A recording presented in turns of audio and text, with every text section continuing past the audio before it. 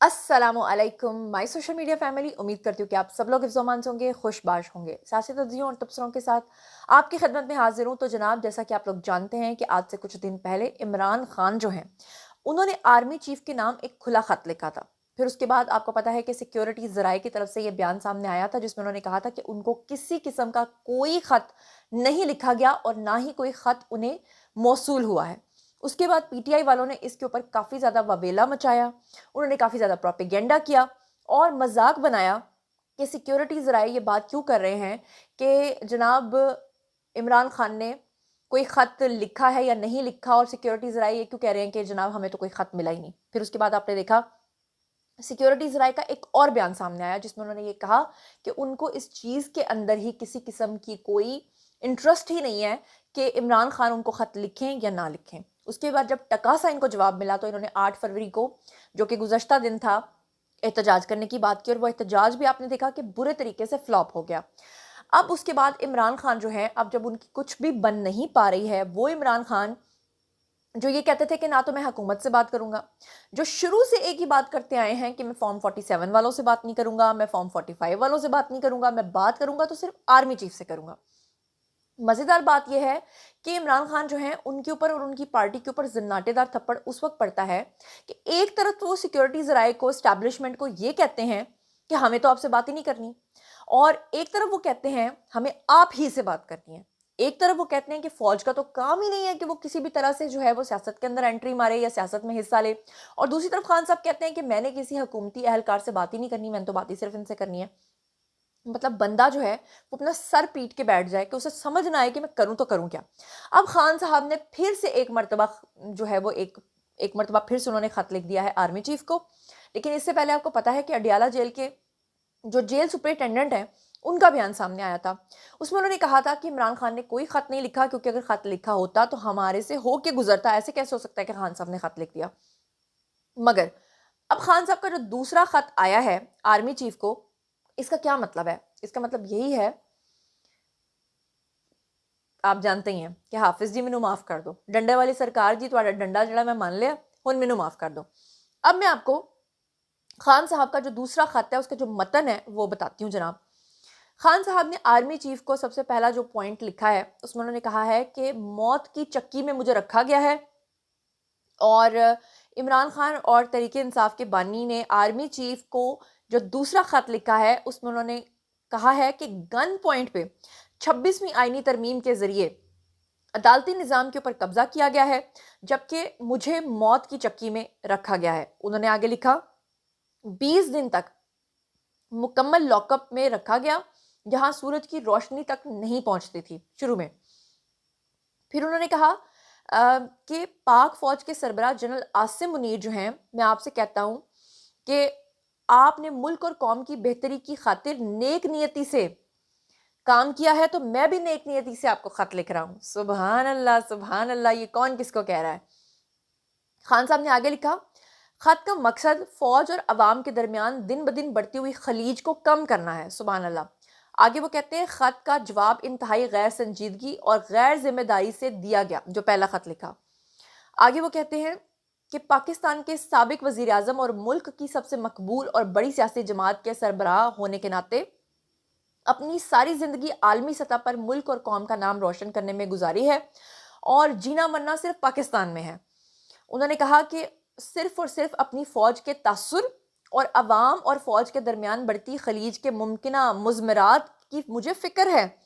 जबकि उन्होंने लिखा कि जिन 6 निकात की निशानदही मैंने पहले ख़त में की थी, उन पर अगर अवामी राय ली जाए तो 90% अवाम जो है वो उन निकात की हिमायत करेंगे। उन्होंने कहा कि मैं एजेंसीज के ज़रिए प्री पोल धांधली और इलेक्शन के नताइज तब्दील करके अर्दली हुकूमत कायम करना और अदलिया पर कब्जे के लिए पार्लियामेंट से गन पॉइंट पर 26वीं आईनी तरमीम करवाना, पॉकेट जजेस जो हैं वो भर्ती करना, जुल्म और जबर के खिलाफ उठने वाली आवाज़ों को बंद करने के लिए पीका जैसे काले कानून का इत्तलाक जो है करना, इन तमाम चीज़ों के अंदर शामिल है, जो मैं आपसे कहता हूं कि आप इसके ऊपर एक्शन लें। और एक्शन कौन लें? आर्मी चीफ लें। वैसे आर्मी चीफ जो हैं उनका कोई हक नहीं बनता अकॉर्डिंग टू इमरान खान कि वो सियासत में हिस्सा लें, वो सियासत में अपना ओपिनियन दें या सियासत में अपनी टांग अड़ाएं। लेकिन अब खान साहब तमाम नकात खान आर्मी चीफ के आगे रख के कह रहे हैं आप ही ने ये सब कुछ करना है। آگے لکھے گئے خط میں وہ کہتے ہیں کہ سیاسی عدم استحکام، جس کی لاٹھی اس کی بھینس، اور پھر کی ریت ڈال کر ملک کی معیشت کو تباہی، ملک کی سب سے بڑی سیاسی جماعت کو مسلسل ریاستی دہشت گردی کا نشانہ بنانا، تمام ریاستی اداروں کا اپنے فرائض چھوڑ کر سیاسی انجینئرنگ اور سیاسی انتقام میں شامل کرنا، یہ تمام چیزیں اس میں شامل ہیں جو عوامی جذبات کو مجروح کرتے ہیں اور عوام کو فوج میں جو خلیج ہے اس کو بڑھاتے ہیں۔ انہوں نے لکھا، پہلے اڈیالہ جیل کے فرض شناس سپرنٹینڈنٹ اکرم کو اغوا کیا گیا اور تشدد کا نشانہ بنایا گیا۔ وہ قانون کی پاسداری کر رہا تھا اور جیل قوانین پر عمل درآمد کرتا تھا۔ اب بھی تمام عملے کو ڈرایا اور دھمکایا جا رہا ہے۔ یہ اکرم کا کیا سین ہے، میں آپ کو تھوڑا سا یاد دلا دیتی ہوں۔ بیسیکلی یہ جو جیل سپرنٹینڈنٹ اکرم تھا نا، یہ خان صاحب کو ایکسٹرا فیورز دے رہا تھا، یہاں تک کہ خان صاحب کے انتظامات بھی وہ کرتا تھا۔ یہاں تک کہ آپ کو یاد ہوگا کہ نوکیا 3310 بھی خان صاحب کی جیل سے برآمد ہوا تھا، اور اس میں بھی مبینہ طور پہ کہا گیا تھا کہ وہ اکرم جو تھا وہ انوالو تھا خان صاحب کی سہولت کاری میں، لہٰذا اس کو پھر بدل دیا گیا تھا، خان صاحب نے اس کا حوالہ دیا۔ مزیدار بات یہ کہ اکرم کے علاوہ ایک اور بھی شخص تھا، ان دو کا حوالہ اس سے پہلے بھی کئی مرتبہ خان صاحب جو ہیں وہ عدالت میں جا کے جج صاحب کے سامنے کر چکے ہیں۔ ان کا کہنا تھا خان صاحب کا کہ بنیادی انسانی حقوق پامال کرتے ہوئے دباؤ بڑھانے کے لیے ایک کرنل کے ماتحت جیل انتظامیہ نے مجھ پر ظلم کیا۔ آپ کو یاد ہے پچھلے دنوں یہ بات بڑی وائرل ہوئی تھی کہ خان صاحب جب بھی جج کے صاحب کے سامنے جاتے تھے اور اپنی جیل سے جب وہ عدالت تک جاتے تھے، راستے میں جگہ جگہ کہتے تھے کرنل صاحب، چھت کو دیکھے کرنل صاحب، کرنل صاحب۔